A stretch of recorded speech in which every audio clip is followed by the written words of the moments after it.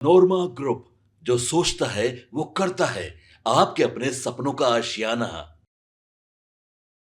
धन्यवाद माननीय இந்த பட்ஜெட்டை நான் माननीय எதிர்க்கிறேன் என்பதை सदस्य श्री பதிவு अभय செய்கிறேன். कुमार நன்றி, सिन्हा जी। வணக்கம். अभय कुमार सिन्हा जी। धन्यवाद सभापति महोदय।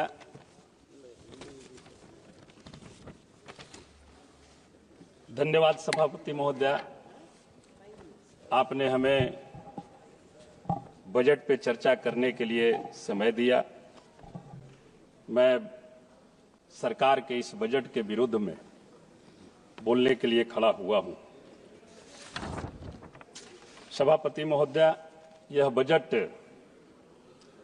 2014 के अच्छे दिन और अभी अमृत काल और 2047 की विकसित भारत की बात सपने जैसा दिखता है। महोदय, इस बजट में देश से महंगाई कैसे दूर होगी, देश से बेरोजगारी कैसे दूर होगी, देश से गरीबी कैसे दूर होगी और देश में किसानों की हालत कब सुधरेगी, इस पर कोई ठोस नीति इस बजट में सरकार का नहीं दिखता है। महोदय, किसान की आय 2022 तक दोगुनी होनी थी, लेकिन हकीकत में 2014 में 14 तक किसानों पर तकरीबन 9 लाख करोड़ रुपए कर्ज थे, जो इस दशक में बढ़ करके 32 लाख करोड़ हो गए हैं। महोदय, बिहार की अर्थव्यवस्था का 22% कृषि पर आधारित है और 76% बिहार के लोग प्रत्यक्ष या अप्रत्यक्ष रूप से कृषि पर निर्भर करते हैं और सिंचाई की 48 योजनाएं बिहार की लंबित है। महोदय, ये चिंता का विषय है। महोदय, पिछले एक दशक में 10 वर्षों में एनसीआर के डाटा के अनुसार 1,12,000 से भी अधिक किसानों ने आत्महत्या किया। महोदय, इस पर जवाब देना चाहिए सरकार को।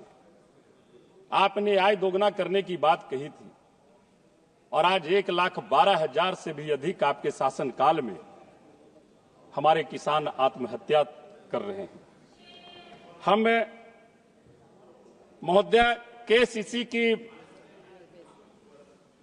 ऋण जो 3 लाख से 5 लाख बढ़ाने का काम सरकार ने किया है, हम उसका स्वागत करते हैं, लेकिन इसको इंप्लीमेंट आप कैसे करेंगे?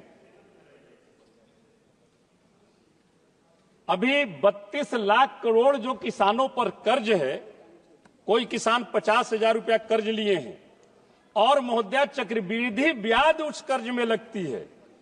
जो 50,000 किसान लिए उनको किन्हीं का 2.5 लाख हो गया है, 5 लाख हो गया है।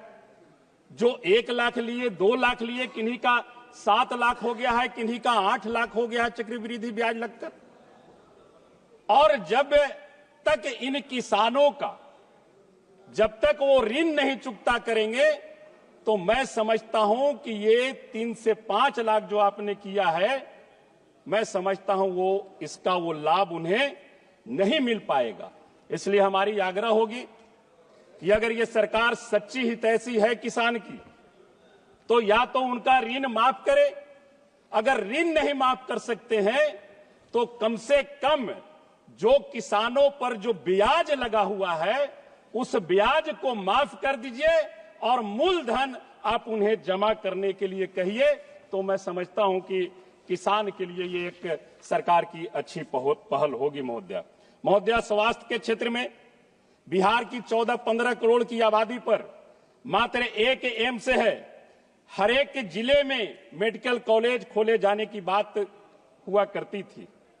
मेडिकल कॉलेज हर एक जिले में तो नहीं खुल सकी महोदय, लेकिन इनकी भाजपा की हाई प्रोफाइल पार्टी कार्यालय देश के सभी जिले में खुल गई, लेकिन देश के सभी जिले तो मैं नहीं कह सकता हूं, बिहार के हर एक जिले में मेडिकल कॉलेज की स्थापना नहीं हो सकी। औरंगाबाद जिले में मेडिकल कॉलेज खोलने की बात है राज्य की, 1 मिनट महोदय, राज्य की सरकार कई वर्षों से कह रही है, लेकिन ताज्जुब की बात है महोदय कि जिले के 8 एम्बुलेंसों में मात्र 3 एम्बुलेंस कार्य कर रही है, 5 एम्बुलेंस बंद पड़ी हुई है। और महोदय 1-2 एम्बुलेंस तो माननीय पूर्व सांसद औरंगाबाद के कोठी का शान बढ़ाने में खड़ा रहती है। इसलिए महोदय आपने हमें समय दिया, समय बहुत कम दिया। हमारी आग्रह होगी कि बहुत सारी बातें हैं बिहार हित के लिए, बेरोजगारी कैसे दूर हो, आप कैसे महंगाई खत्म करेंगे, उसकी कोई नीति बनाए। हमारी एक आग्रह होगी कि आप रोड की बात करते हैं कि चकचक हम बना रहे हैं, लेकिन मैं अपने क्षेत्र का एक गांव में आपका जिक्र करके बताना चाहता हूं कि इस आजादी के बाद इमामगंज विधानसभा का एक गांव है, 3 गांव है, अभी तक वहां पर रोड और पुल का निर्माण नहीं हुआ है महोदय। इसलिए हमारी आग्रह होगी कि सरकार तमाम चीजों पर एक ठोस नीति बनाए और नीति बना करके काम करे, तो मैं समझता हूं कि बहुत ही अच्छा होगा। आपने हमें समय दिया, इसके लिए आपको बहुत बहुत धन्यवाद, बहुत बहुत आभार। माननीय सदस्य श्री गजेंद्र पटेल जी। आपके सपनों को हमने सजाया है, ई होम्स पैनोरमा को हमने बनाया है। ई होम्स मेरा एक सपना था जिस पे मैं पिछले 4 साल से काम कर रहा था। हमने जो बनाया है वो सबने है माना। ई होम्स पैनोरमा में हो आपका भी आशियाना। और फाइनली हमने 2021 में इस प्रोजेक्ट को लॉन्च किया। बहुत लोग अप्रिशिएट कर रहे हैं कि पूर्णिया जैसे शहर में, बिहार के, एक तो बिहार की बात करें उसमें भी पूर्णिया जैसे छोटे जगह में इस तरह का लाइफस्टाइल देना, ये सुन के हम लोगों को बहुत अच्छा लगता है। ई होम्स में हमने कुछ और भी किया है, जैसे हम जिस जगह में रह रहे हैं हमारे फैमिली सिक्योर हो, उनको सिक्योरिटी का ध्यान में रखा है। आपकी सुविधा और सुरक्षा आपके लिए खास है, ये आपका विश्वास है। इसमें आर्टिफिशियल इंटेलिजेंस का 7 लेयर सिक्योरिटी का हमने इस्तेमाल किया है। लस ग्रीन कैंपस को बनाया है, यदि हमारा बाउंड्री वाल है तो वो वर्टिकल गार्डन है। ये जितनी भी फैसिलिटी होता है एक इंटरनेशनल टाउनशिप में ई होम्स है, ये हम लोग विश्वास नहीं कर पा रहे हैं। जो भी हमारे मित्र दोस्त या जो भी हमारे बाहर के बाहर आते हैं तो हम लोगों को बहुत अच्छा सुनने को मिलता है और बहुत अच्छा क्रेडिट मिल रहा है। वो सारा हमने सिर्फ एक बिल्डिंग नहीं बनाया, हमें एक बहुत अच्छा लाइफस्टाइल दिया ई होम्स में, और मेरा एक सपना था जिसको मैं आज फुलफिल होते हुए देख पा रहा हूँ। ये आपका आवास है। ई होम्स पैनोरमा में अब आपका निवास है।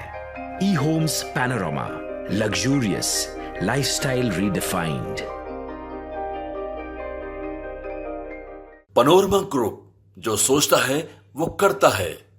अगर ये वीडियो पसंद आई और वह बिहार के राजनीति और बिहारियत से सरोकार रखेनी तो सब्सक्राइब बटन दबा के चैनल के सब्सक्राइब कर ली। ओजे एगो घंटी बा, ओकरा बटन दबा देला से कुल सटीक और मारक खबर रुआ मुफ्त में मिल जाई। अगर रुआ पत्रकारिता के हमनी के नया प्रयोग में सहयोग कर चाहतानी तो ज्वाइन बटन दबा दी। पेटीएम नंबर नोट कर ली 9386816700।